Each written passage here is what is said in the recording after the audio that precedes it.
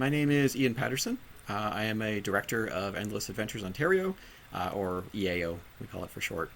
That is a corporation that is the umbrella of that runs and manages all of the various games that we are going here. So we have our sort of our flagship LARP of Fantasy Alive, and then we just started up Dormancy just a week or so ago.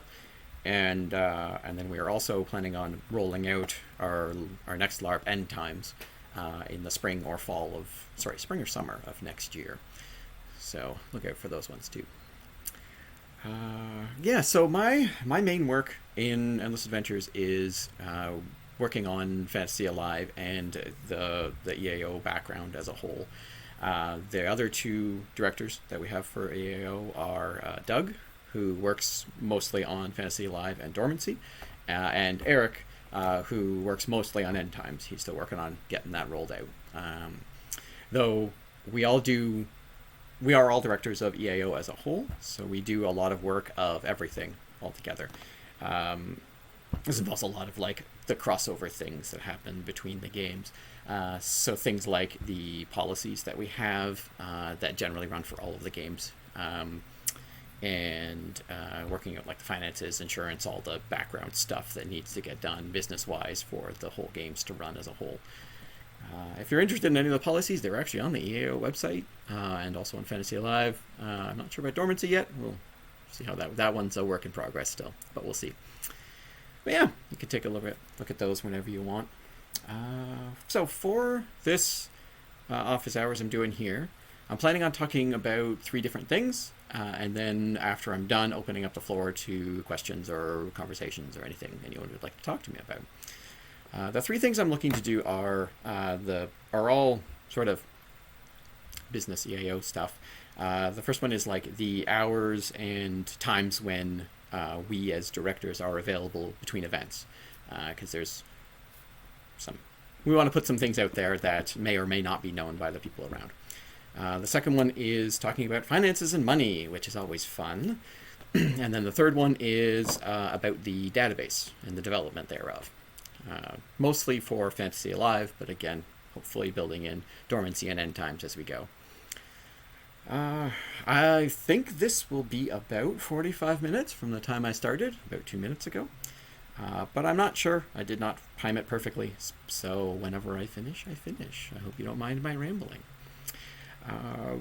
While I'm doing this, I'm going to discuss all the things that I've got along the way, and I will be discussing the things that I know or I can say with certainty. There may be some things, if people ask me questions about Dormancy or End Times, I may not know the answer immediately, and so I would rather not put out false information. So if there's something that I cannot talk about because I don't know it or I'm not sure, I will let you know that and probably get back to you later about it. While this is going on, I would appreciate if everyone who came into the Discord channel here remains muted so that I can finish the presentation as a whole, get it all done, and then I'm more than willing to answer any questions about it at the end of the whole thing. So if you have a question, try to remember it to the end, or there is a text channel as part of this one here. You're welcome to open that up and type out your question there. I will check out that channel after I'm finished, and if there are any questions there, I will answer them then, or you can ask me directly after this is all over and we can have a conversation. I do have another screen shared here as I'm doing this. I've got my own video, so you can look at my lovely face and my blank wall background. And but I also have a window there that you can see that has just the Fantasy Alive logo. I have a couple pictures that I'm going to be showing along the way. I assume you can handle switching between the windows. I don't think it matters what I do on your end, so I'm not going to do a lot there. So just to let you know.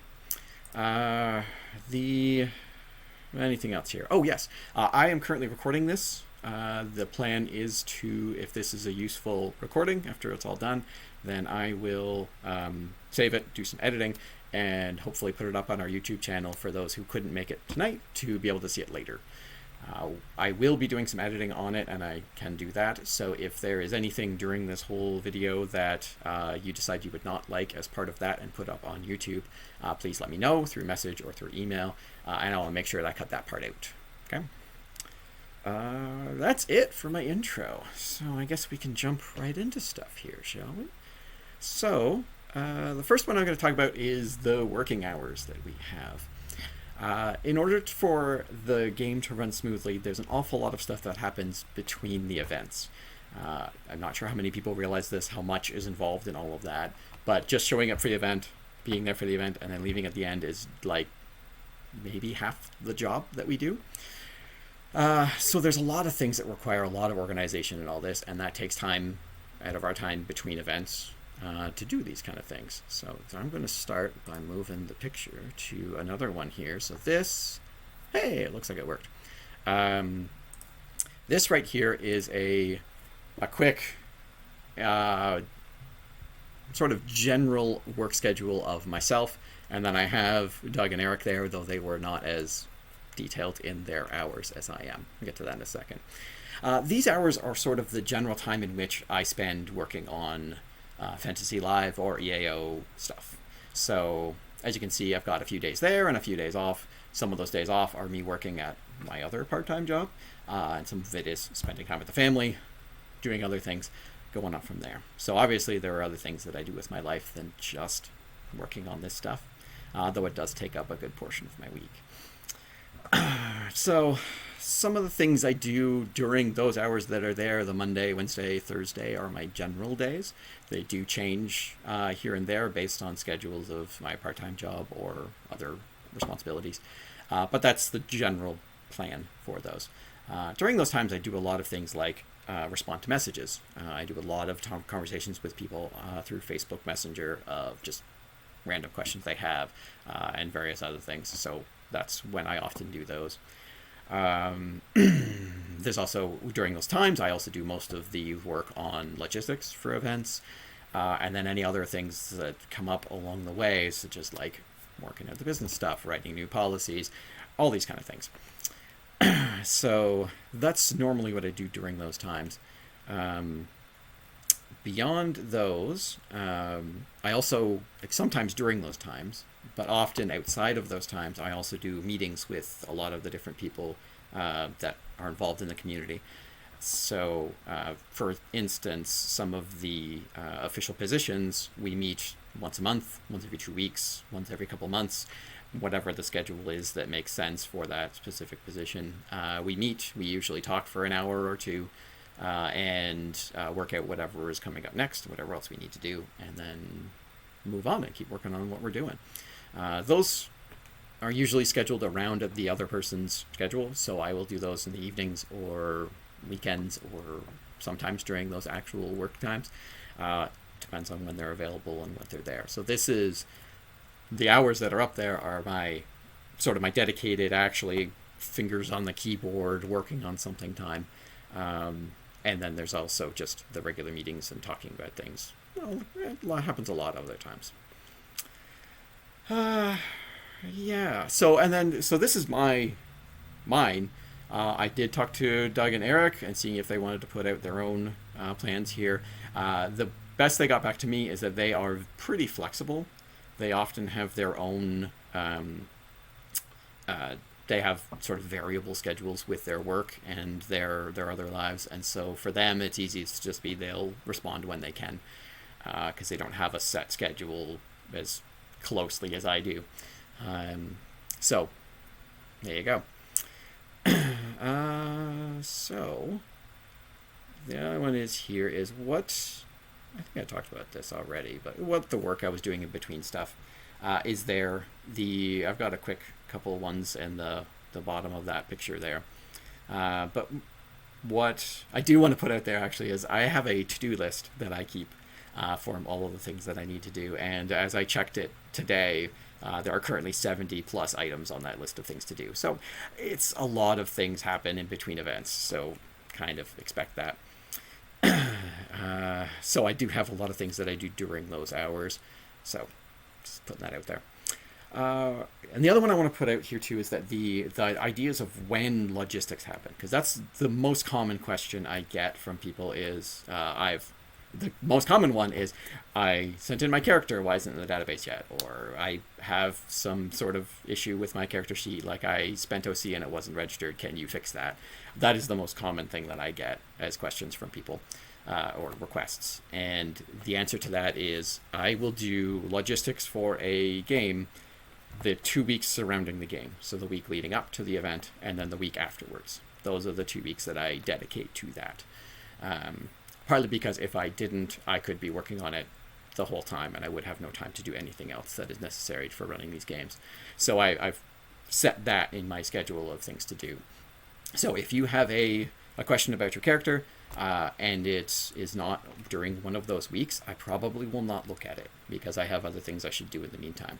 But I will look at it during those weeks. So if you send something that is a registration question for your character during the week leading up to the event, and maybe a little bit before, depending on how organized I am, I will respond to you then for sure. If it's now that we've got the 2 games of Fantasy Live going of Ottawa, Kingston, and Toronto, if your request is for one of those games, I will use that logistics period to answer you. If it's for the other one, I will use that one. So, like, for example, this week, tomorrow, is the next FAOK event. So if you had a question about the FAOK event and your character for that, I would have responded to you by now, because it's nearing the end of the week leading up to it. And for those that did, I actually did do that. There are some that are asking questions about the FA Toronto event, which is next weekend. I will get to that when I get back from Ottawa Kingston next week on Monday. So look out for your responses then. Yeah, so that's that stuff there. What else? Oh yeah, I actually managed to put together a longer list of things that I do here too, in case you didn't see, I didn't mention them all before. When I am not doing logistics, what I end up doing are a lot of the maintenance stuff that goes with the game. So organizing event dates, which has been a fun time this year as everybody tries to figure out their systems again. Getting insurance, managing the websites and the hosting for the platforms that we do, updating policies, organization of people. So there's a lot of meetings that I do from that. There's a lot of just like messages talking to people being like, this is something that we're doing. How can you participate in this? That kind of thing. Updating the rules is something that I will be taking on again. My hope is to do it over this winter, to bring out a new rule book for next spring, because it's been a few years since we updated it and it's due. And then the other one I like doing this, but it does add more work to my schedule, and that is doing some of the special events that we run. So things like Extra Life, the fundraiser for that charity, is one of the coolest things I think we do. And but it takes time to do that. You have to organize everything, make sure all the payments come in, get to the charity, all the information and items are given out, all that stuff. That's all just in between events work. And then the one that is coming up, which is another one that I really enjoy doing, is the Season of Giving that we do every December. We do not have specific plans for that coming up this one, so keep an eye out for that. We should have announcements for that coming up in November. So yeah, keep an eye out for that one, because we're going to do something fun again, hopefully. So that's the overview of kind of what I do in between events. The reason I'm bringing this up is because what I want to do is get a little bit of understanding from the people that are out there about what's going on and what we do. And the big one is that the one that we'd like everybody to understand is that any message or email that we get from people, it's not being ignored. We are not doing that. We do not specifically ignore people because we don't want to talk about it, or we don't, whatever it is. The only reason that we will not necessarily respond is because we are working on it.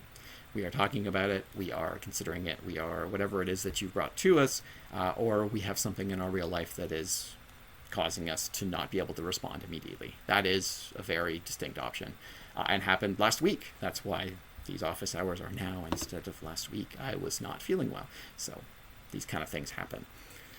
So basically, if you are sending in requests or information or a suggestion or whatever it is that you want to do to talk to us, first off, please do that. We do appreciate the feedback from things that we're doing, or if there's anything that you see that is off or you think could be fixed with something, by all means, please contact us. We have a list of emails on the website. That is the best way to get in touch with us. Please do that. But there may be some things that require discussion or require thought, and we will respond to you and try to keep you in the loop as best as possible. But we all have our own work and other things to do, and this is not our full-time jobs, unfortunately. Perhaps someday down the road, but that's another one we'll get to in a moment. Yeah, so just some patience and understanding on your side of that we need to do these things, and we will respond as soon as we can. Cool. Yeah, you can keep an eye on those, and for me specifically, is I will try to respond to you during those work hours I've listed there, and I'll do my best on that. It's the best I can offer. Cool. All right, so that's that one. Now we get into the one that everyone loves talking about: money. Money and finances. Finances and money. That's what I've got on the docket right now. I understand no one likes talking about this. This is part of our societal ideas that we don't like talking about money with other people. It becomes awkward. It becomes a thing. But as with basically everything, especially things that are hard, talking about it with other people often makes it better. So I'm going to talk about it now because it's important for everyone to understand where we're coming from, and for us to communicate this to you so that you know what's going on. So Doug and Eric and I talk money and finances through EAO every week. That's something that we do and something that we have to do, both as a business and just as an organization that wants to make sure that we're handling things properly. So we do that, because otherwise nothing would work very well.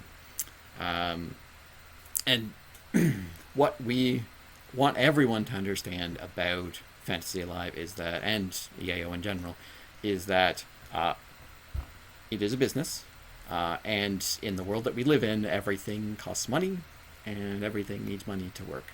So I don't want to come down to that very basic level, but I want to make sure that that's the starting point at which we work up to everything else we're doing here. So our business costs money. Everything costs money for what we're doing. Our website hosting, the site that we rent for what we're doing, everything. The food that we serve you costs money. So yeah, in order to show you what I mean by all that, I put together I've got a picture, if you guys can see that there. This is everyone's favorite type of chart, a pie chart, of where your event payment goes to.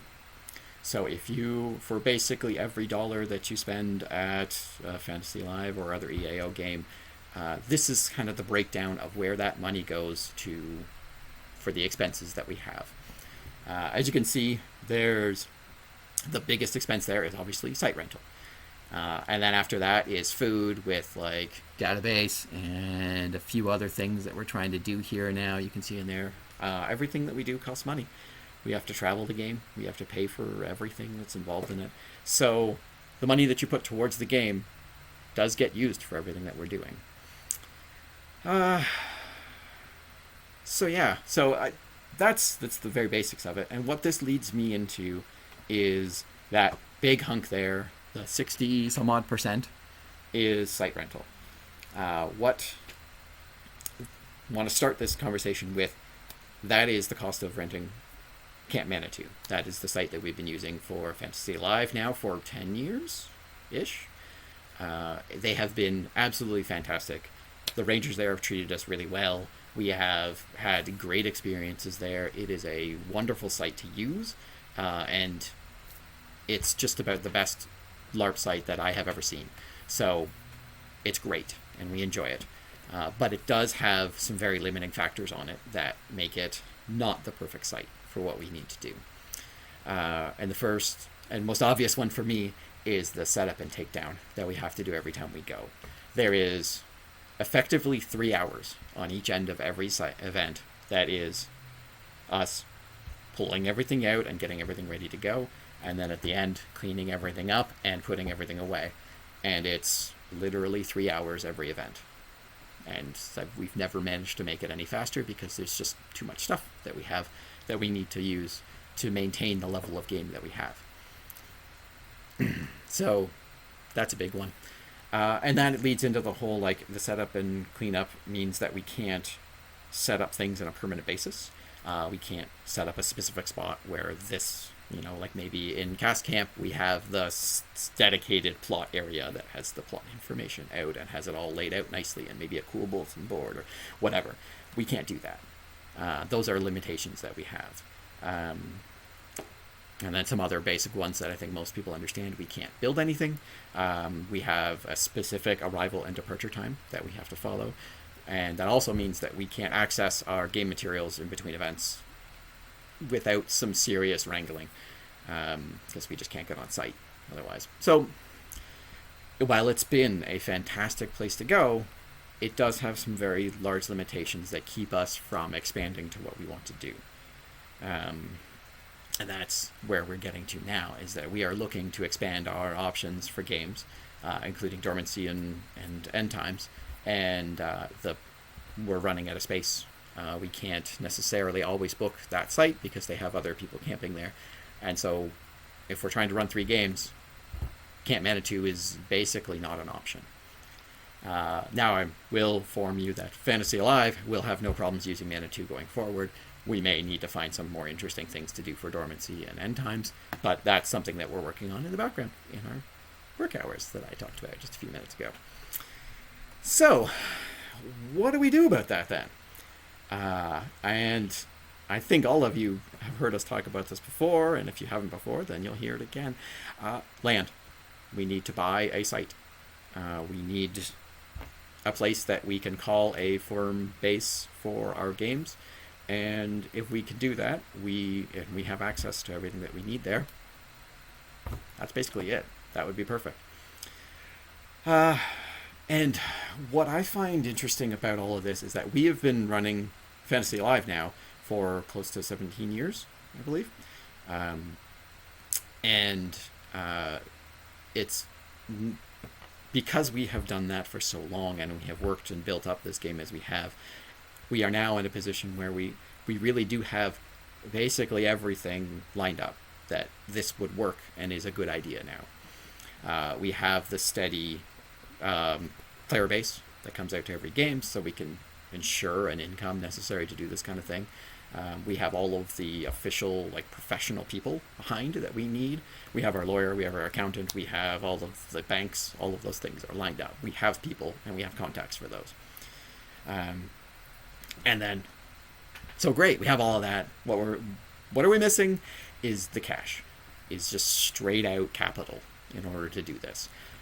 Land is expensive, and while it has peaked and is coming back down again now a little bit, it is not something that you can just go buy with the cash in your wallet.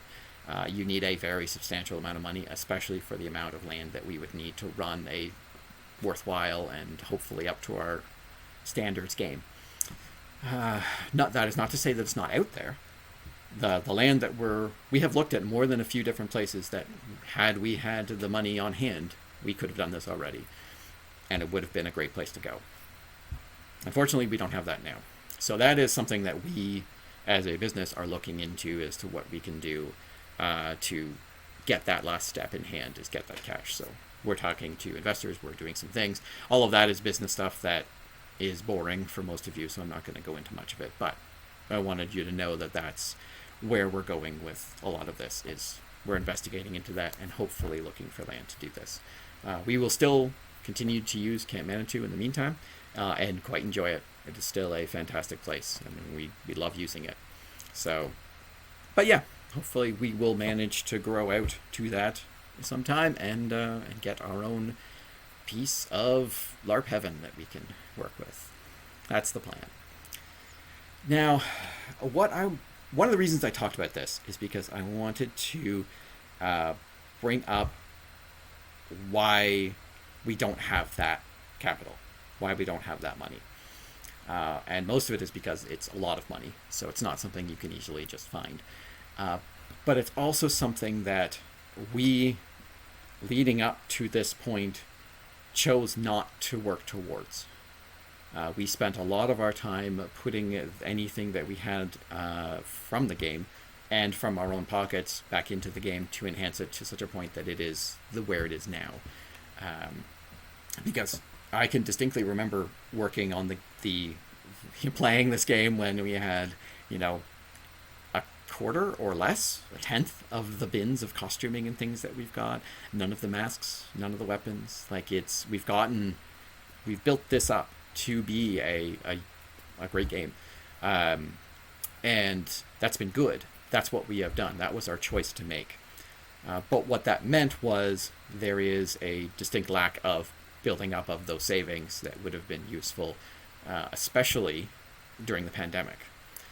When that happened and we shut down, we couldn't host games, we couldn't do anything. We did manage to throw together our FAND system, which was fun for those who participated, and did manage with their help and some monitoring of our own times here. We managed to basically barely make it through the pandemic. We came out the other end and we were still solvent, but it was close. And that, I think, was a big wake-up call for us, in that we always considered the health of the game to be the players having fun, everything set to go, everything we need for the game. And I think that meant that we never considered the financial health of the game at the same time. And that's something that is, it's hard to talk about. It's hard to be like, what do you have there? What do you need? But that's something that is remarkably important. And I think we figured that out because of that. Because had we not been able to float through the pandemic, we wouldn't have been able to host the events at all. So that we wouldn't be here right now talking about this. And that's a wake-up call for us to be like, we need to start working on that little percentage I have of that pie chart that is the savings of what we're doing there, so that we have that financial backing necessary to get through those hard times, or come across an expense we weren't expecting. We can float through there, or we can build up to the point where we can afford land. Those are the things that we never considered about before that we really do need to now if we want to get the games to the next stage. Because we can continue on with how we're running these games now, but we've basically reached a plateau, and we almost can't get any better without the next land purchase. And so one of the things that we want to do is try to be better. We try to make this game as best as possible for everyone involved, and we will continue trying to do that, and the next stage of that is land. So I may have gone off my script here, but I'm going to see where I'm at now. Give me a second here. So, so that was where we were going with those. We focused very much on building up the game and building up the plans of all of these, as opposed to building up that financial background of the game that's necessary as well, that we now figured that out. And that's all. What I want to make sure everybody understands is that we don't regret that. We don't regret working on the game and trying to build it up instead of, making sure we had this money for a future plan. What we did was the right call at the time. And with what knowledge we had then, that was the right thing to do. And that was great. And we have no regrets there at all. But going forward, we do need to change our plan around a bit. One of the things that's necessary here is that because Doug and Eric and I, we are not independently wealthy. Wish we were. That'd be great. But we are not. So should the game come under some other stress, like another pandemic, and we get locked down again, would we survive it? I don't know. So that's where the whole financial savings thing comes in that we have to think about. And also, our own personal financial well-being is part of this conversation as well. So we spend, you saw my work hours there earlier, we spend a very good portion of our times every week working on stuff for this game. That is a lot of, I've broken off these things again, but anyway, that is a lot of our time spent working on this game. And working on things for this game that are for Fantasy Live, for Dormancy, for End Times, for EAO as a whole, that we spend doing this. I don't know if I had a spot I wanted to do this. I think now's a good time. Trying to get back on track here. I veered and now I'm veering back, but we're good. So what I'm trying to say with all of this is that we spend an awful lot of time doing this, and there's been this historical view of LARPing in general, is that I think is not a healthy way to look at it for the people involved. And that is that the people that are running it are effectively volunteering their own time too. And that's a difficult thing to do for somebody in that position, because it involves a lot of risk. It involves a lot of work outside of it. It involves a lot of just effort and time, and often money, putting your own money into the game to make it work, especially near the beginning. And that is difficult. When you're in a position where you can do that, great. And I think for a long time we all were at least close to that. We at least could manage that when we needed to. And that helped the game grow up and get to the point where it is now. But that is a constant moving forward of idea of that the people running it also needed to just not get anything out of it either, is a very unhealthy way of looking at it. Because what ends up happening is that you spend all of this time and your own money and everything on it, and you can put yourself into ruin or burn out doing it. I will personally admit that, especially during the pandemic, when Doug and I were specifically not taking anything out of the game because we couldn't, and putting everything we could into it, including some of our own money along the way, there were times where I went, I'm done. I don't want to do this anymore. I have gone and looked for part-time jobs to make up for the time that I could be doing here, because I'm like, maybe that would be a better choice for me and my family. And that's rough. And I don't want to do that. None of us do. But it can come down to that should it get to that point where we can't handle our own family and our own financial state.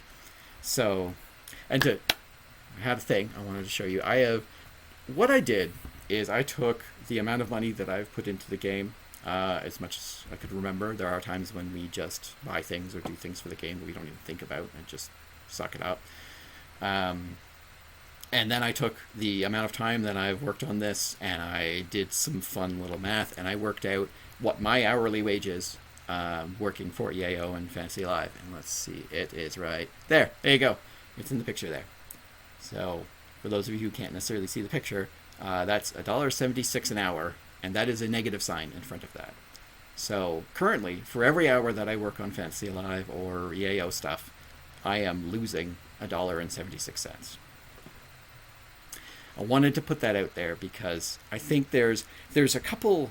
That's one of the other thoughts I find that people have about LARP owners, is that either they are putting every cent that they earn back into the game and earning nothing for themselves, and somehow managing the massive amount of time that it takes doing it to do that, or they are making bank and they're rich off of their LARPs and they go home with millions of dollars every event.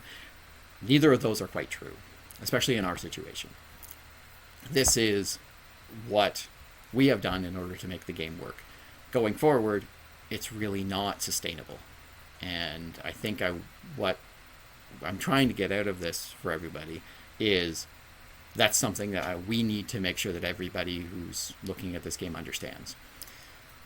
So let me get back to my notes here. And actually, what I want to say too is that the idea that you can make bank off a LARP is true. You could. It's possible. That's a choice that you can make on how you run the game. And like I've said already, we chose not to do that for a very long time. And really, at the end of the day, we still choose not to do that. We don't want to make us millions of dollars. We don't care about that. the money is not what's really important, and we went to great lengths to prove that over this past little while, and hence my hourly wage. We want everybody to understand that, but we also need people to understand that when we do these things, we could be, if we were doing anything else paid, we would be in a much better financial state for ourselves and our families, and we're not. And it's because we want these games to work. This is the only profession that I have ever been in where the work that I do and the effort that I put into it pays off in such a positive way for everyone who comes out that it almost feels like a crime if I stopped. Right? Like, I know so many people that like come out and enjoy this game and get so much joy and love and friendship out of this game that like I shouldn't stop. But that also means that I need to make sure that myself is taken care of, and so is my family, and so is everybody that comes out to game. And that's where this whole thing comes in for money. So I'm doing weird things now. I'm gonna move this back to here so I don't have that up the whole time, because it's depressing. We want to move on from that. So what I want everybody to take away from this is that we, myself and Doug and Eric, all agree that we are not doing this for money. We are not greedy. We are not trying to make bank off of this. But if we are putting in this effort and everything that we're doing there, part of the necessary thing for everyone in this society is to get a fair wage for the work that they do. And that's where we're aiming to get to. If we can get to a state where each of us can be financially set by what we're getting out of this and still putting money into the game, and my hope is that we will grow this to the point where we start having other people joining the corporation as employees and paying them for their work too. Like, that would be amazing. I would love that. That sounds absolutely fantastic and crazy that that's an option. But it is an option, and it's one that I'm hoping that we're working towards. So, yeah. So that's where I'm getting at with all this, is that I want people to understand that there has to be money, and there has to be pay, and it's not a bad thing. It'll be okay. It's something that we're going to do. So, yeah, I think that was basically all of my notes on this one here. I don't know if there's anything else I really wanted to say here. That's about it, I guess. I guess I'll just reiterate one last time, is that I and Doug and Eric do not want to be rich. We do not want to get that way off of this game and everything else that we're doing. The main goal for all of this is the building the community of people that love and adore the game and each other while they're doing it. It's a really cool thing that we have managed to build up to this point, and it's awesome, and we want to keep doing it. But we also need to make sure that we're taken care of and that we're handled during all this. So I think I've said that like 3 times now, so I'm thinking I'm just going to move on. So there you go. All right, palate cleanser. Talking about money is rough. Let's do something just simple here. This is something that came up that we want to make sure everybody does understand as well, but it's a really pretty simple thing, and that's that when we're at events, we are there from, a few hours before everyone else arrives to a few hours after everyone else leaves, and we are on working the whole time. That's what we're there for. We are doing everything involved and necessary. We're making sure the game runs. We are doing all the official paperwork and all that stuff that's there, running meal plan, checking with people, talking with anybody who has a problem. That's what we do at events, and it's a part of what we do at events. The other thing we do is fight a lot at events. It's good. But anyway, but it does mean that we are pretty much, from the time we touch the site to the time we leave the site, are running. We are busy. We are doing stuff the whole time.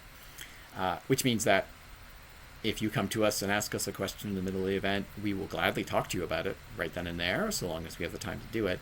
But if it's something important and we're like, hey, can you, after the event, let's talk about this some more, or bring it to us then when we have more time to think about what we're talking about, it's a really high likelihood that we'll forget. because there's a lot going on. And by the time we get home after event and shower and crash and wake up the next day exhausted, we may have forgotten what it was that you were asking us for. So if it is important and you want to make sure you talk to us about it, the best thing you can do is send us an email. We will always get emails. We will always respond when we can, as I talked about earlier on the work hours thing. And that makes sure that we do actually talk to you about the thing that's going on. I know sometimes it's easier to talk in person, and that's great if we can do that. If we can't, then we'll do our best to find, we can even do these kind of things. We have the technology to do the video conference stuff now. So should we need to talk, we can. But yeah, please remind us. And that goes for if you send something and we didn't respond to you in enough, what you consider enough time, especially based off the hours that we work, send a reminder.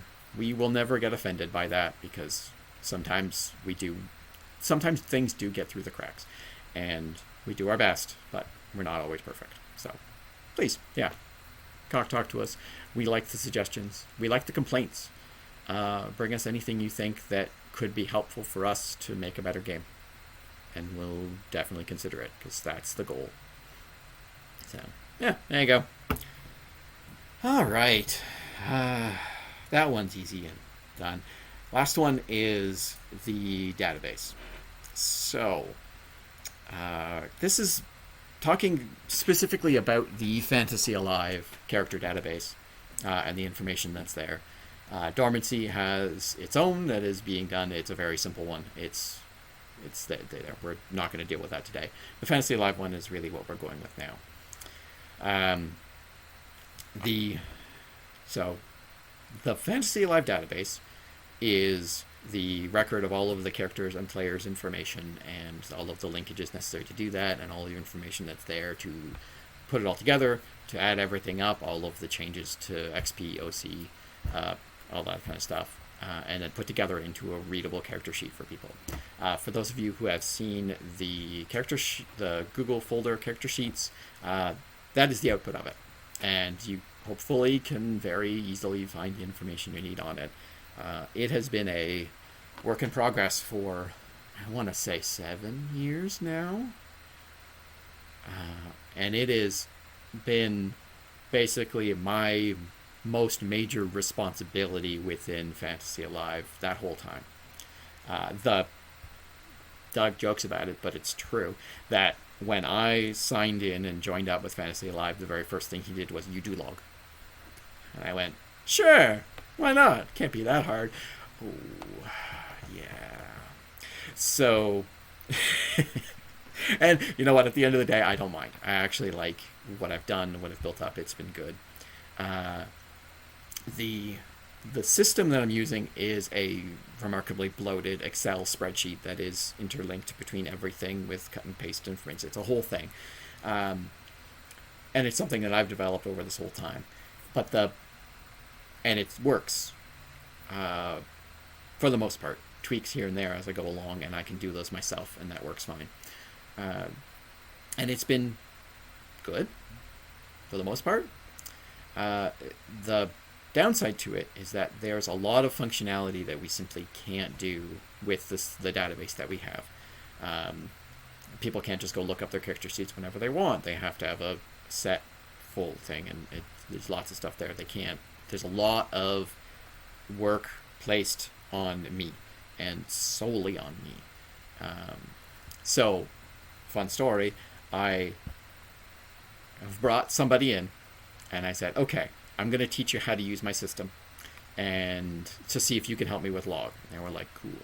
So, brought him in, did video chat, shared screen, showed everything I was doing, did log, showed them the whole way, got through it all. 2 hours later, finished the conversation, went to the person and said, "Okay, so that's basically how you do log. So what's your thought?" And their immediate comment was, "No, we should pay somebody to make this happen, because this is not going to work." And I'm like, yeah, pretty much. So, yeah, that's what it comes down to, is that the database system is something that I can use, and effectively I'm the only one that can. And that's a huge problem. because that is not obviously sustainable for the hopefully the many, many, many years that Fantasy Live will be running. Because at some point, I'm not going to be able to do it. And we've even had that point come up.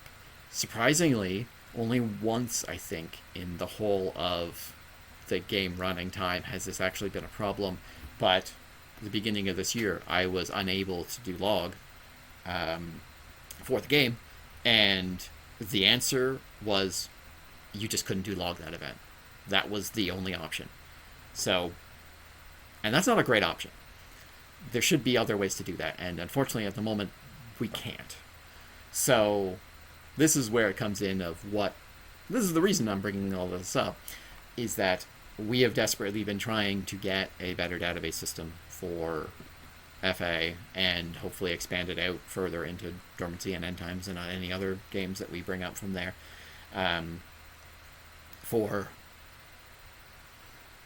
10, 12 years, 15 years. It's been pretty much the entire time that we've been working. We've been actually running Fantasy Live that we've been trying to do this. And it's been the hardest thing we have ever done because we still haven't succeeded on it. The best system we have is the one that I've made. And no other one has been able to manage either people running it drop out, take their things with them. The system that we try to use is useless and fails and doesn't work for what we need. The amount of money, I think you saw in the little pie chart there, there's a database section on there that was a few percentage of your cost. That's just from us trying things and failing. It's been so hard to do this, and it's remarkable how hard it is. And I think it's mostly because Fantasy Live has a rulebook that is remarkably complicated. All of the moving parts of it are incredibly complicated, and while that makes a very interesting and fun game, it does not translate well to a database, and so it becomes a very big hardship to do it.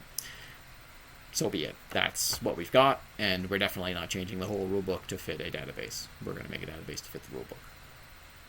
So, what this all comes down to is now that we are in a better position now than we have been in the past. One of the things that we want to do is just get it done. We have looked into so many other options and none of them have worked. The only option that we have now at this point is to literally pay someone, a professional, probably a company, to get this done, to get this thing properly coded and done. We do have one person that is working on it sort of like part-time in their spare time for fun and building some things. What they've built so far is actually very promising. And what we would like to do is take that basis and get some help for that person to make this database build out from there to build something that is useful for everybody. So what short version of all this is we're looking for people that can help. And we're looking for people that are reliable because we have had serious reliability issues with getting database done the entire time. So if you know anyone who is a programmer, who is competent,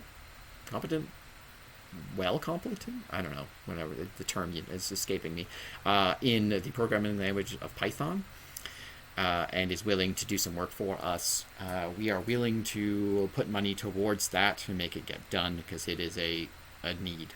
It is a need that we have had for easily 10 years now, and it's one that, should we get the right system put into place, will be an insane improvement to the game and to all of us running it. So it's something that we desperately need to do. And so if you know somebody or are somebody that can work with Python and can work with some people and can talk to us about what's going on and has the time or the willingness and would like to earn some money for it, please contact us because we would very much like to get that going. Yeah, I think that's it. That's all I got from those ones. Yeah, pretty much. There you go. I hope I've put out enough of a request for the database help because it's fine. I can keep going on it, But with the addition of our second game of Ottawa Kingston as well as Toronto, it is getting burdensome pretty quick. And I think some of you have noticed that some of the logs have been delayed because when the events line up perfectly with each other, it becomes quite the juggling act to get them done in time. Yeah, so here we go. So yeah, if you have anybody, fantastic, let me know. Send me an email, send me a message, however you want to get in touch, please do. So yeah, that brings me to the end of the presentation part of all of this. I was pretty close. That was like 50 minutes. I'm closer than I expected to be on the time frame that I said. So at this point, I'll do a quick check of the voice chat thing. And if anybody wishes to ask me anything, you're more than welcome to unmute yourself and we can chat about stuff. I'm here for the next hour. So, hey, there you go. If I can find the voice chat thing. Not the video. There it is. Show chat. Hey, I got a question. Gleason. Yeah, here we are. Oh, actually it shows up on the screen, doesn't it? Neat. Oh no, that's in my recording, not for you guys, huh? Never mind. It shows up on the recording. Cool. There's a response to this. How much wood could a woodchuck chuck? And I can't remember it right now. Oh, what is it? It's a response and it's a tongue twister and I can't remember it. I feel bad. Sorry, Gleason, I tried. The answer is enough. There you go. But yeah. Oh, good. All right. Thanks. Anyway, yeah. If anybody else wants to ask me anything, I'm kicking around. If not, we can just share stories. I thought about trying to think of some stories before I started this, and I did not, so it'll just be off the cuff. We'll see what comes. Or I'll just sit here staring at the screen for an hour, and that's it. Oh, hey! Hey, how's it going? Yeah, you're coming out to Ottawa for the first time, right? Nice. That's cool. That'll be fun. It is a very different game than Toronto. In both, like, partially because of the numbers, because we have a very large game going on in Toronto that's like, it ranges between like 60 and 90 people depending on the day. But Ottawa is a smaller game, so it's like 10 to 20 players a game. So it's a much smaller group and closer knit and that kind of stuff. And it also means it's also a very different setting, because the setting of Toronto is all like the kingdom of Herodom and is sort of like a set legal system, and there's things going on there. And the Reach is just chaos, just whoever's strongest wins. So it's an interesting change in the game. So hopefully you have some fun with it. Mm-hmm. Mm.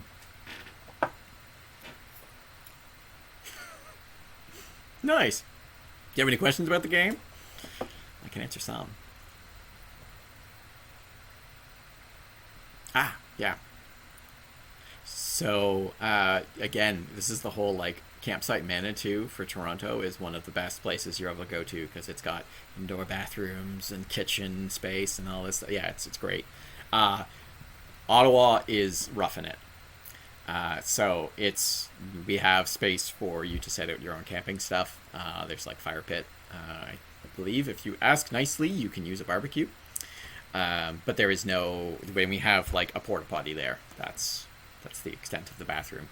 There's no running water. There's no kitchen. There's no stuff like that. So it's very much roughing it instead. So it's going back to roots. I remember doing that a long time ago when I first started LARPing. So, yeah.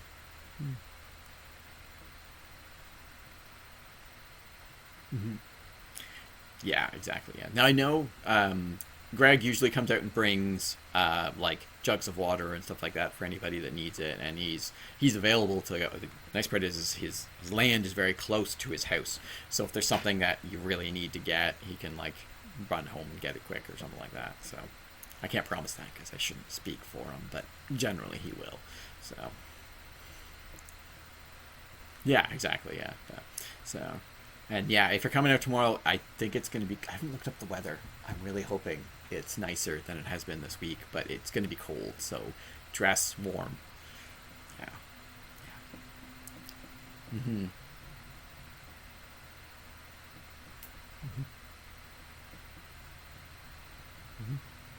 Mm-hmm.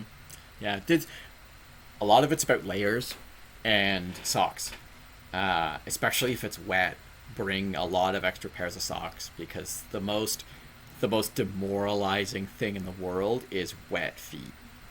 Like when you're walking around and you're like, my feet are wet, even if it's not too cold, you're just like, ugh, this is the worst. Yeah, yeah, that's good. And just like layers, because often I like it has been like pretty cold at night, but then during the day it gets warm, and so you're like you have to shed and then put it back on when you get later in the day. So yeah, layers is very good too.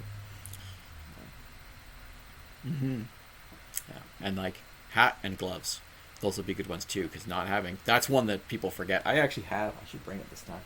I have a bag of just like spare hats and gloves because I'd spent so many events coming out to Toronto and being like it was December and people show up and they'd forgotten their hats and mitts and I'm like, guys, come on, you're gonna freeze. Like this is really bad. So here, just take them.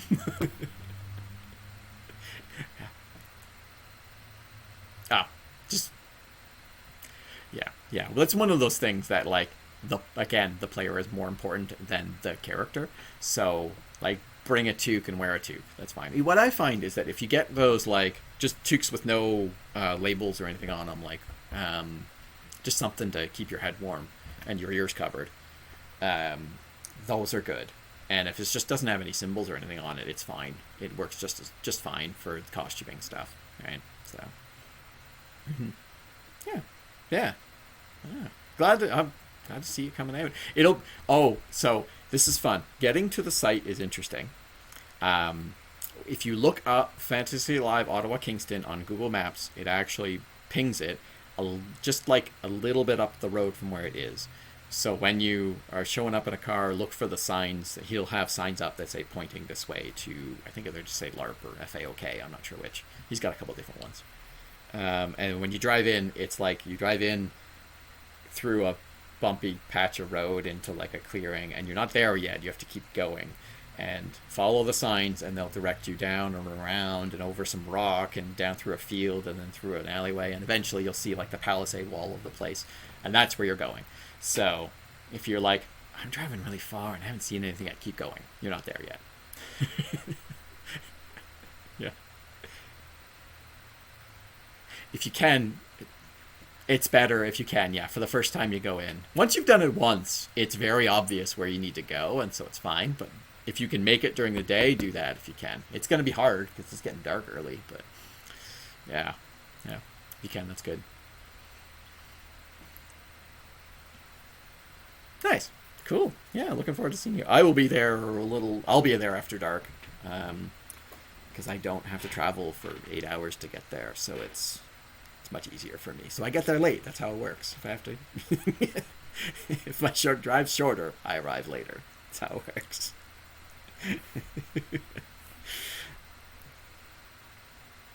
Yeah, yeah. I'm like, I'm gonna eat dinner before I go because I can. It's nice.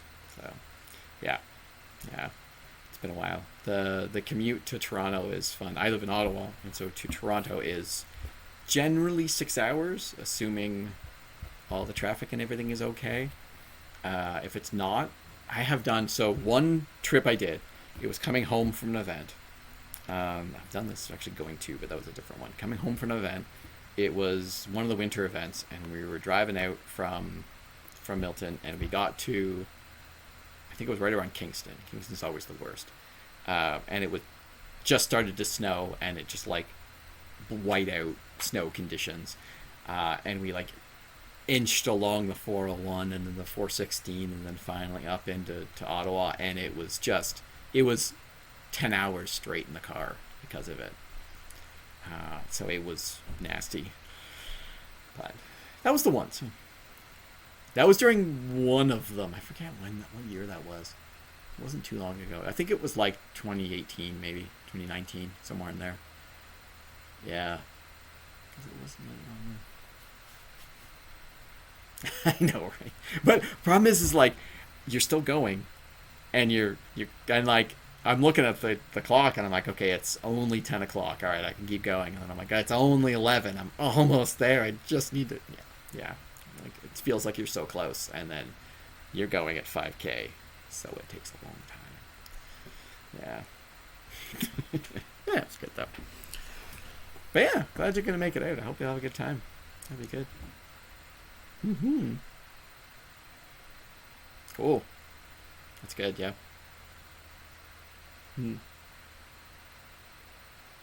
Greg's awesome. He's doing a great job. And I am literally following his lead. He's doing a great job out there. I'm there to help him out and just make sure that everything's going good.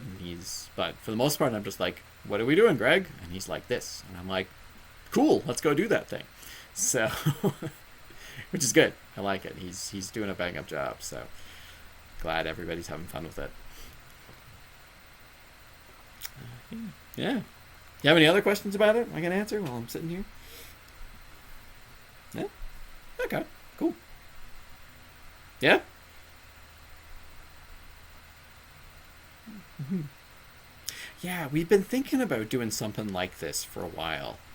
Like a, town hall kind of thing or something like that. And finally, I'm just like, you know what? But I was trying to get like everybody involved, or like some of the heads of some of our like the official positions we've got in, and trying to organize that many people, it just doesn't work. And so it's just like, you know what, I'm just gonna do it. I've got a couple things that I've been meaning to say anyway, so let's just do it. So I'm hoping that this, if it works and people enjoy it and think it's worthwhile, then I'll see if we can do them sort of on a regular basis, so that we have this kind of time to chat. Because I don't mind chatting at events, but often I'm in the middle of like doing log or working on something else, or like putting things away in the bin. So I don't have a huge amount of time to spend then. So it's nice to have I can just sit here and chat. This is good. So, yeah.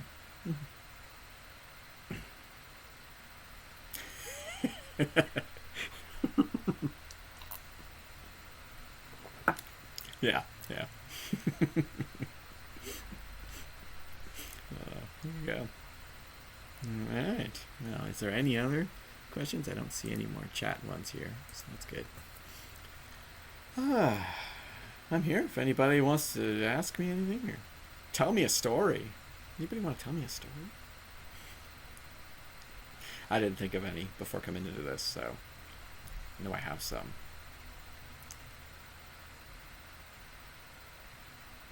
But I, have to think of one now. And I'm always better if I get. What I find is, I did do a head of plot position for Fantasy Alive before I joined up as an owner. And what I always found was that I was not one of those people that had the ideas. I didn't come up with an idea like off the top of my head. I'm like, okay, cool, let's go run with this. I was very good at fleshing out other ideas. So like somebody would be like, all right, well, let's do kidnapping. And I'm like, okay, I can work with that. And then we do this and this and this and this, and then it rolls out like this, and we're great. But I would be like, if somebody's like, all right, we need to do something, I'd be like, I got nothing. So I always found that for me as like, as long as I get some sort of starting point, it can be the most minuscule piece of information, but as soon as I've got that, I'm like, I can roll with that. I'm good. So I've always enjoyed having the idea guys around. So like when I was doing the how to plot, I had a couple of plot members with me, and one of them was a perfect idea guy. He's like, we need to do something. Okay, this. And I'd be like, cool, but if we do it like this, it's better. And he's like, all right, let's do that then. And I'm like, done. And that worked. But yeah, that was my experience on that. So I think I'm still, I don't write a lot of plot anymore. So don't really have that much, but I do roll with things, and the plot team gives me things to do, and I'm like, okay, I can do this. Can I do this with it? And you're usually like, yeah, sure, go for it. So that's nice. It's nice of them to let me do things.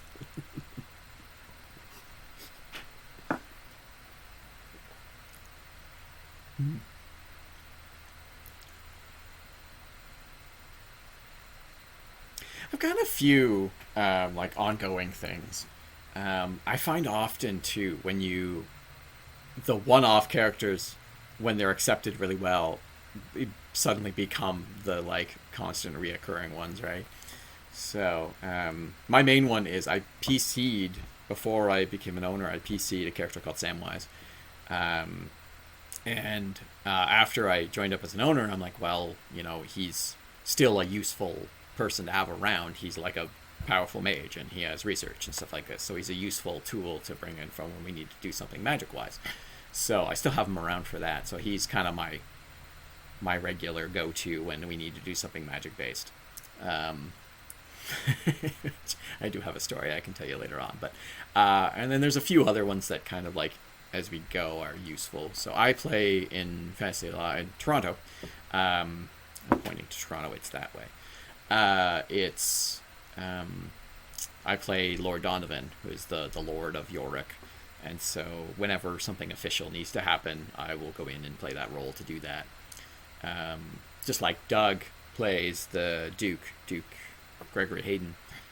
So if there is something that's like officially legally needs to get done, we have those roles and we can do them. And then beyond that, like not especially. I've done like one of the things that I've done specifically is that with us appointing Mike to the plot manager position, we've given him a lot of autonomy in what happens with plot and let him sort of decide a lot of the stuff that's going on. And there are a few things that like along the way will be like, if you want to deal with this, we should tell you what's going on because we've been around longer and we have some information you might not know. But otherwise, he's been running most of the plot, almost entirely all of the plot with the plot team working with him since he got put into the position, which was shortly before the pandemic. And he's been doing a great job to the point where I don't write plot. I did before that because I was needed to every once in a while to throw something in, but I'm not needed anymore. The plot team is doing a fantastic job, and they're working like a great team. And so I'm basically there to make sure that I'm there to help them at this point, which is really cool. I think that's fantastic. That's the position we want to be in. So that's amazing. So good plot team. Yeah, right. Like there's a lot of official stuff that we as like owners and directors and things need to do. And so it means that we can't necessarily put the effort into plot the way we used to be able to do. So not having that responsibility, but being there if they need us. Like I show up and I'm like, what do you want me to do? And they're like, I don't know, do this. I'm like, cool. That's what I do when I get to game now, and it's great because they've really got it covered. So I'm really happy about that.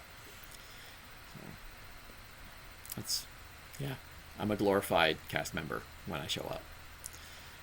At least I like to think I'm glorified. I'm probably not actually. I'm probably just a cast member.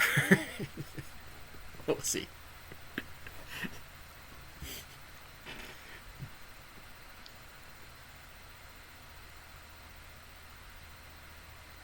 Yeah. Yeah. Yeah. I think we've got some interesting plans for the breach event, so that's gonna be fun. Not gonna spoil anything. But yeah, there's some interesting stuff got planned for that because we did what we ended up doing was with the last couple events with the twins part, we really did a breach style event, especially this last one. Part one was kind of the build up to it, and so it was kind of building that way. But then the last one, part two, was definitely like a breach style where we're like, no one rests, everyone is scared for their lives at all times. Like we pulled that off pretty well. Again, thanks to the plot team, they did a fantastic job of building up to that and pulling all that off. And now we're like, well, we've kind of already done a breach event, so we should do something like a terror's breach event, but we should change it up a little bit to make it different at the same time, so it's not just like the same thing again the next event. So should be fun. I think it'll be good. So I know the plot team has got great ideas, so I'm sure it will be fun for everybody involved. So come on out.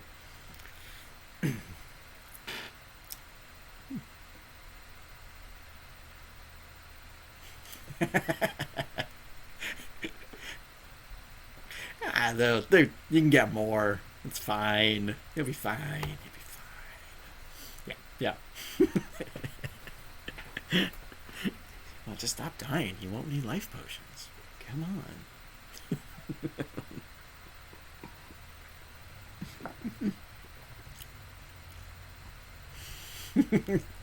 Yeah, get your life potions. Here you go. Yeah, that'd be a good one. I I I remember there was a we did a merchant once who was like, "All right, I'm gonna go into town," and he's like, "I'm a merchant. I can sell some stuff, but I don't have it here. Give me your orders.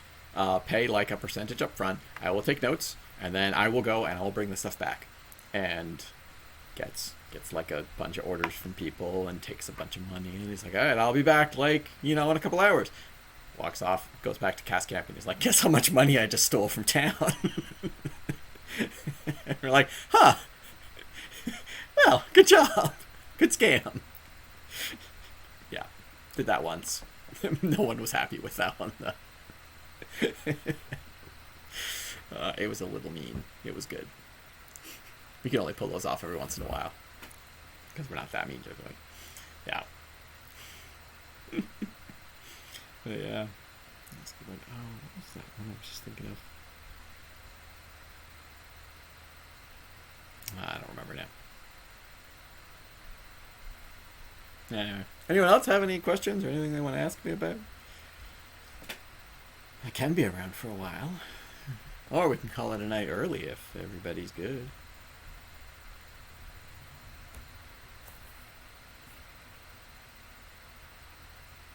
Seems it's quiet. Oh, yeah, no problem. So,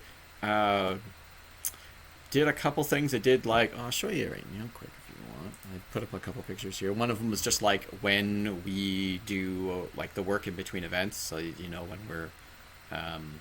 when we're available and when we can respond to things because we get a lot of like emails and messages and things and want to make sure that everybody knows that we will answer, but we also have like our day jobs and our families and our lives to deal with as well. So sometimes we aren't immediately responding, and that's okay.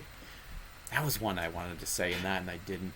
So I came to this really interesting epiphany in my own head not too long ago. And that for me was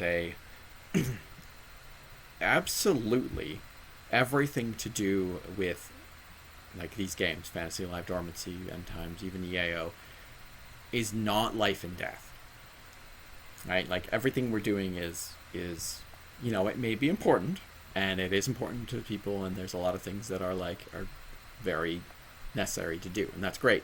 But they're not like this needs to be answered now, or everything's ruined. Right? There's a lot of things where it's like this is a question that I have and I really want it answered, but I'm like it's okay. I don't need to answer these things immediately. So I don't have to be like, oh crap, I'm in the middle of dinner, I need to answer this message. No, I don't.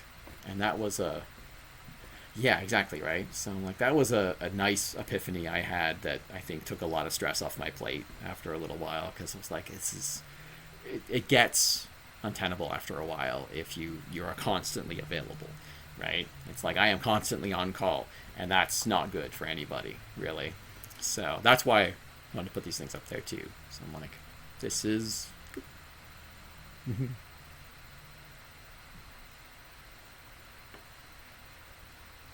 Mm-hmm. Mm-hmm. Yeah, yeah. Mm-hmm. Exactly. Yeah, yeah. So, and we did. I think when I realized that is when I first put in these are the hours. So we actually on the website have this is when you can expect responses from us as a business. And we have some office hours on there on that if anybody's ever actually seen them.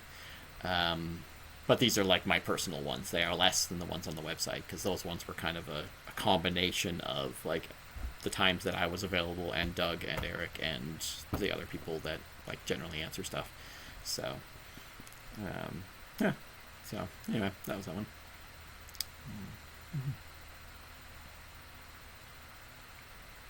Mm-hmm. I've got one of those on the log email, um, to let people know exactly what I talked about here before, which is like I will do log questions before the week before an event and the week after an event, and not any other time because it takes up a lot of time otherwise. Um, I have debated one on like the owner's email, but we get such a wide variety of things to that email address at the moment that I don't think it would be very helpful. So for that one, we just like if we need to, we just respond to it because that one we get pretty. Like I have that on my phone, so I will get pinged on that whenever somebody sends something. So if it needs to have a fairly immediate response, I can do that. I'll just be like, I got it. I'll get back to you. That's okay. Right. Yeah. Yeah.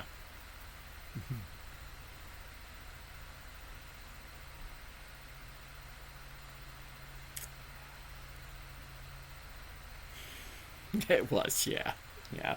I had some time that again, yeah, I do most of log here, so like I'm like, all right, it's 2 weeks after the event. Usually I have XP out by now, but I have to do like another event and then another one, and like my system is really well designed for a single event, finish the single event, save it, start the next event.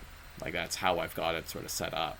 So when I have like back to back weekend events, I sometimes can't get XP done in time for the next event to happen to do the log for everybody. So yeah, so that's gonna be it's another one of those this weekend again. So because it's Ottawa and then immediately Toronto. So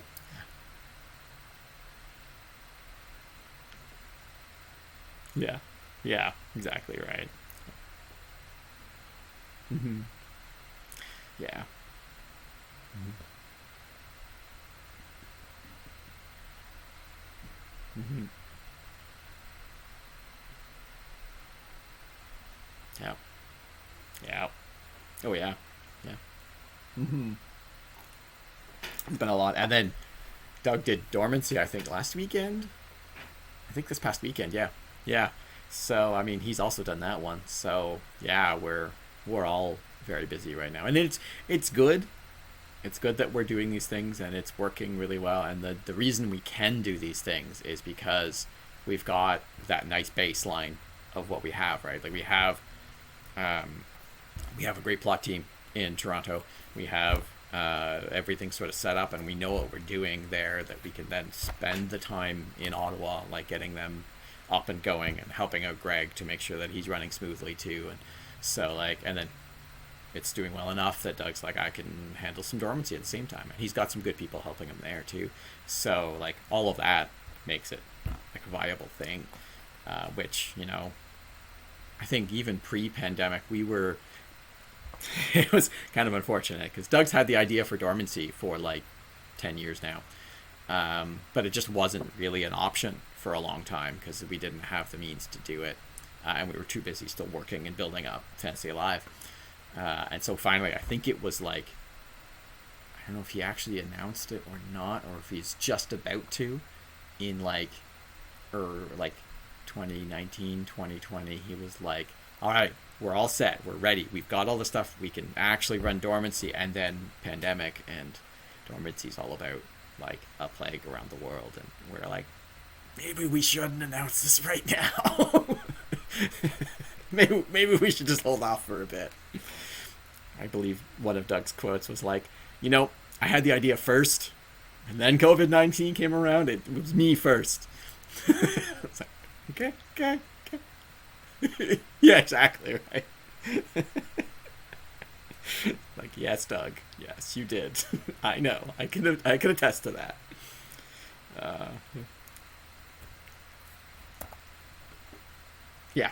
Yeah, exactly. That's why, like, you know what? We're gonna hold off and wait till we get a little afterwards. But yeah, and it's a very different game too than the other ones we're doing. It's a much more like it's a world exploration kind of game as opposed to a like a fantasy adventure game. So that's kind of neat. Um, mhm, mhm, mhm. Nice, cool. Hmm. Yeah, Yeah, like he's got I've helped him with the rulebook a little bit here and there, and it's a very interesting system. And he was saying that um, following the dormancy event, like he did, this last one was the first playtest, and he's got one more planned in November as another playtest. And what he was saying is that he got a lot of good feedback from the playtest, and is like, this is all good stuff, and it's all like very good for um, sort of perfecting the system basically. So he's like, we made some changes, we've got some things going, we've got some new things we're going to try to make it work a little better. So like, and that's what you need to do, right? Like you can write however much you want in a rule book, but until you actually see it in practice, you'll never know if it works or not. So yeah, and it's important to have those moments where you see what happens and then you edit as you go. Like that's why we're on version 12 of the Fantasy Alive rulebook, because it took a lot of versions to make it workable.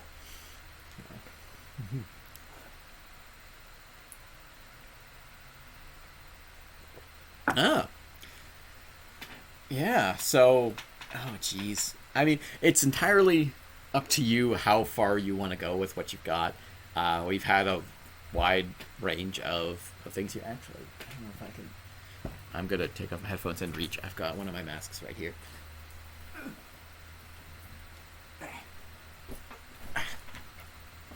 And I'm back. There we go. All right.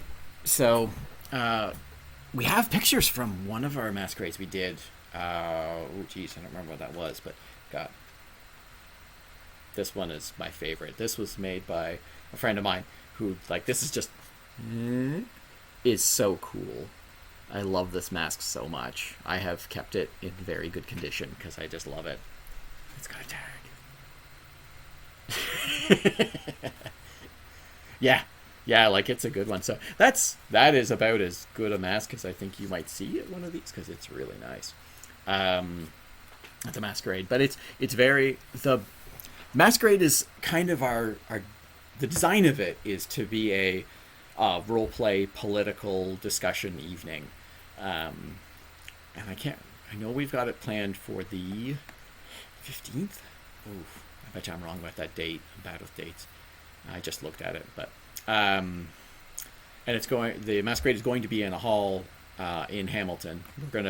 We've since we just basically we were trying to get through the two-parter event, and then we could look forward to the rest of the game. Basically, like everything else happened. Once that was over, we're like, okay, now we've got a situation where we can actually look forward and decide what we're doing later on. So that one allows us to kind of like start planning this. So since we're now done that, we've just started the planning for the masquerade. So the exact story and plot and people that are going to be there, I'm not really fully sure yet because it's still in a bit of planning stages. But there is a plan involved and the plot team's on it and they've got some things going on. But it is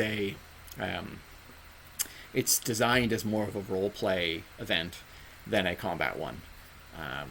Whether there will be combat available or not at all is a question, and that will be dependent on the venue, basically. Is there enough space, or is there an outside space we can use, or something like that? But shouldn't really expect it from the evening. Yeah.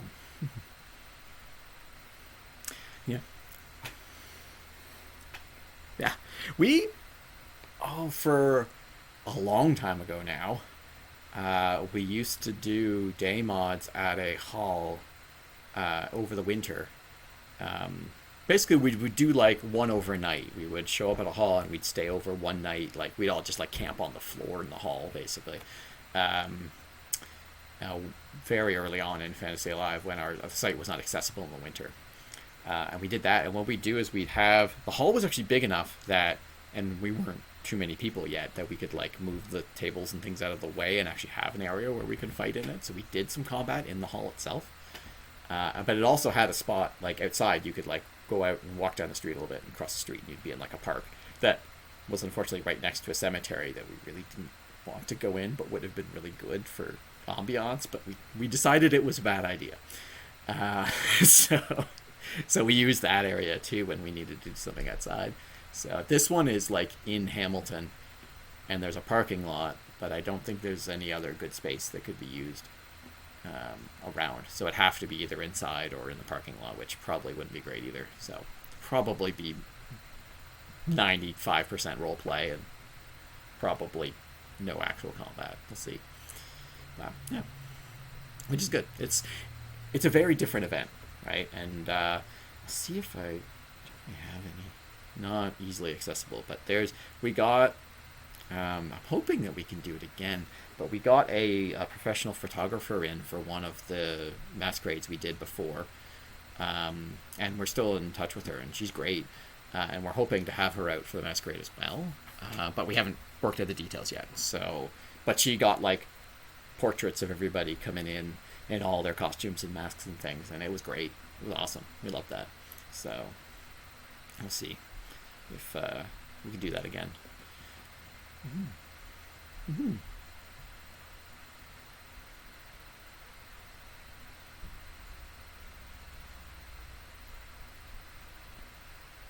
Mm-hmm. So Ottawa, unfortunately, the site itself is not too accessible once it gets cold. So I know we're running this event this time. There's another one that's scheduled for it goes Ottawa, Kingston, Toronto, Ottawa, Kingston, like 3 in a row.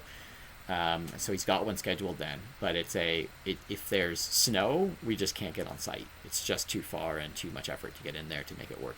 So, so that's one. So that's a limitation, and there's a possibility because we're in the wonderful frozen north of Ottawa area. So, I think that there's going to be a decision on that for sure. Hopefully, pretty much right after this next event to see how it is. So I think this will be a test run for Greg to see like if this event works and it's not too cold or too rainy or whatever, then maybe we will do the next one. But if it's comes out being miserable or something, he'll be like, nah, and we'll get back in the spring. So yeah, at least for this year, because I think one of the things Greg wants to do is like take the year and do like an overview of what's happened, because this is the first full year that we've been able to run in Ottawa. So I think he wants to like take some time to figure out what's going on and maybe do some like work on the site and consider what to do and sort of plan for the future kind of thing too. So it'd be nice to have a bit of time to do that. Mm-hmm. Yeah, and I know for Toronto, normally we rent the scout site the whole time through, and we take a break for December because we find that's 1 month that everybody's just too busy to make it to the game. We've hosted games like early December before, and the turnout's really low, and everybody's really busy, and it doesn't work. So we're like, we'll take it off. But then we usually run January, February, March, April, like once a month straight through there. But with still having some COVID regulations that we want to keep around, we don't really want to be like, normally we just say like, okay, well, everybody can crowd into the tavern to warm up if you need to. And then you can go out for adventures and come back. But with, inside time but not being always the greatest idea, especially that many people crammed into that small space, we didn't really want to do that. So we're going to have we have the weekend. Can't remember if we decided if we wanted to do a day mod in February. I think that was the plan. Ooh. We've got the plans sort of settled, and we've just recently finally kind of finalized the dates. So we will be putting out shortly the full year schedule for Fantasy Alive next year, pretty soon. And then that'll decide like what we're doing for all of those. So yeah, keep an eye on that. But I think we'll be doing, I think it's a day mod in February again, because we don't want to make everybody, especially sleep in the tavern altogether, because that could be bad for COVID spreading. So, but then yeah, March I think we're planning on going back to full events again, because then people can start to camp outside again in March, we find. So, yeah. So, and then full year next year. Mm-hmm. Yeah, let's see what, and then Greg's gonna put out his schedule sometime soon. We try and, because we're limited by the camp, by Scouts camp. We book that first, and then we kind of book everything else around that. So we'll be talking to Greg about his dates for next year as well soon, and working those out so we're not overlapping and all that stuff again. So yeah.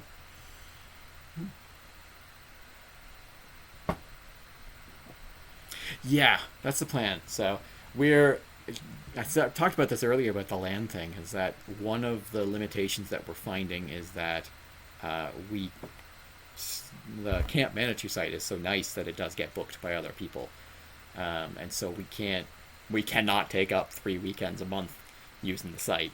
They won't let us, which is fair, it really is. But we're even having trouble booking like 2 weekends. So there's a few times where we'll be able to use Manitou, but not the whole year. So we're trying to figure out what to do with end times and dormancy at that point, because we're like, where can we run it? What can we do? Like, where are we going to go for it? And so that's a consideration we're going to go through. Hopefully over this next month we'll figure it out and decide and book, because we like to put out our schedule for the next year as soon as possible so that everybody can start planning on those.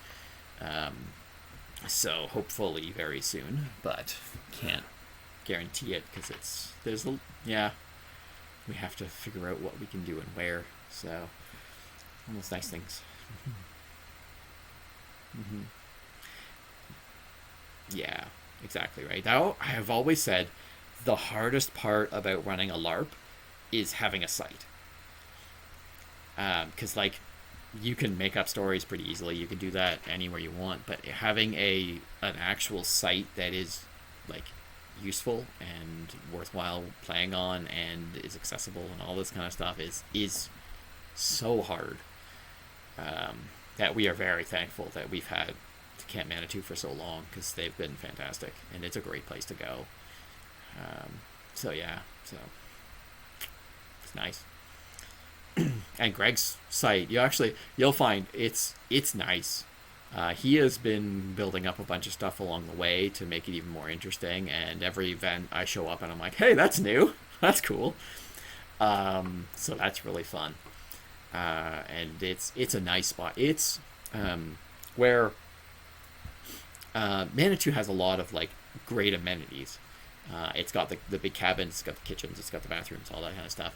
And the buildings are good enough that you can kind of like, all right, that's a building. I'll just accept that it's it's a little modern, but whatever, we'll move on.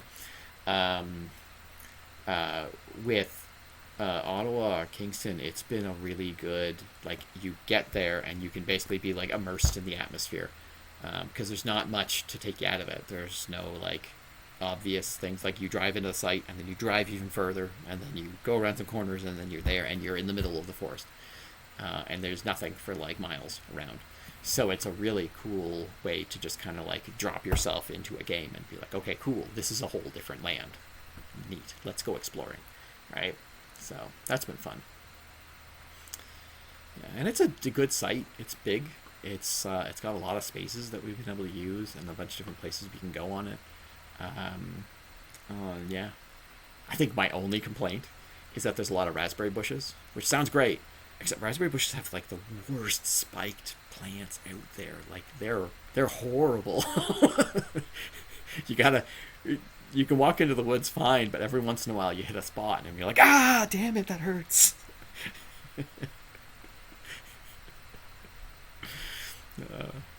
Yeah, this is one of the things I was like, I'm gonna try this. I'm gonna put some things out there. I'm gonna talk my own face off, because why not? And see who shows up and see if anybody wants to chat. And I think it's been fun chatting with you, Sachin. That's good. Yeah. Hey. Yeah, no problem.